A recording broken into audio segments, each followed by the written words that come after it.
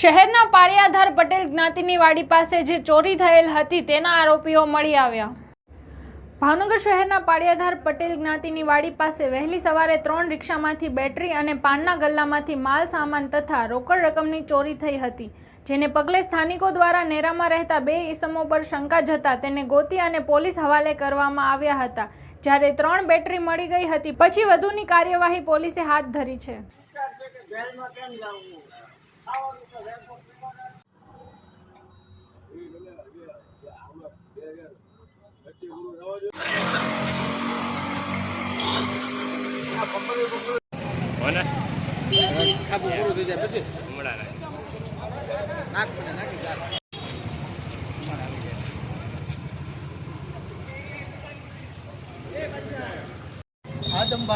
આદમભાઈ કઈ જગ્યાનો શું બનાવ? રહીમભાઈ શું બનાવ છે આજે? હા, અવારનવાર અમારા બેટરીઓ જાય છે, ફાના પેચા ગાડીઓમાંથી જાય છે, સાયકલો જાય છે। વિજય પેલેસની સામે અત્યારે શું થયું? અત્યારે 4 બેટરી ગઈ છે ગાડીઓમાંથી। રિક્ષાની 4 બેટરી ગઈ છે, એક નવી સાયકલ ગઈ છે। અવારનવાર આવી રીતે પોઝિશનો થાય છે ચોરી। ઓકે, શું બનાવ છે? મારી રિક્ષામાંથી બેટરી રાત્રે વહી ગઈ છે। બીજી આ મારી બાજુમાં રહી છે ભાઈ, એની ગાડીમાંથી બેટરી વહી ગઈ છે। અને જે દુકાન છે એનામાંથી ગલ્લો તોડ્યો છે એના પૈસા ને બધું લઈ ગયા છે। અવારનવાર આવી રીતના વસ્તુ થાય છે। શું અત્યારે આરોપીને પકડ્યા? ક્યાંથી પકડ્યા? એ તો અહીંયા એના ઘર પાસે હતા, નેરા પાસે।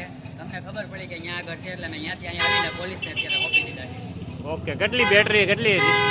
4 બેટરી છે, એમાંથી 3 બેટરી અત્યારે આપી છે ભાઈ। હજી એક બેટરીનો હતો પતો નથી। કેટલા આરોપી છે? 2 આરોપી છે। ઓકે, આપનું નામ?